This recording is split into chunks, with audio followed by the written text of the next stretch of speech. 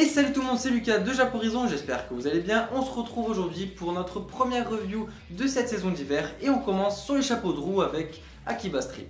Akiba Strip est l'adaptation en animé du jeu vidéo éponyme. Il sera le premier projet d'animation à célébrer les 25 ans du studio Gonzo. Personnellement, je ne suis pas très friand des animés que propose ce studio, mais il faut tout de même noter que c'est eux qui ont produit l'animé Afro Samurai ou encore Fullmetal Panic. L'ensemble du quartier commercial d'Akihabara est envahi par des créatures nommées Sentisters ou vampires qui chassent et terrorisent les clients de ce quartier de Tokyo.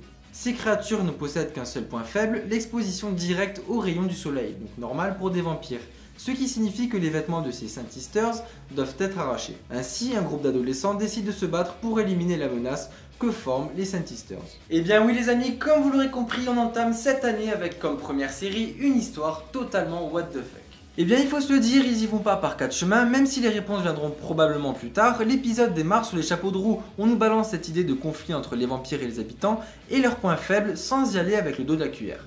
Et ce n'est pas plus mal, entre les nombreuses scènes d'action et la présentation des personnages plutôt rapides et efficaces, on ne s'ennuie pas. Et puis il faut être honnête, exploiter les vampires d'une manière si absurde et très originale, que ce soit dans Vampire Knight, Hellsing ou encore Seraph of the End par exemple, les vampires ont toujours été pris au sérieux, alors que là on nous les présente sous un autre jour, et c'est ça en mon sens qui fait le point fort de cet anime.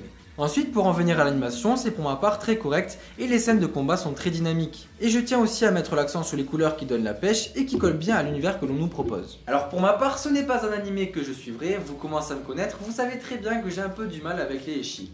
Alors ici, c'est pas un reproche que je fais à cet animé là, car ici c'est parfaitement assumé, et en quelque sorte, Akiba Strip sans cette dose de ecchi ne serait plus Akiba Strip. Sur ce, je vous dis portez-vous bien et on se retrouve très vite pour une prochaine revue de cette saison. Allez, tchuss tout le monde!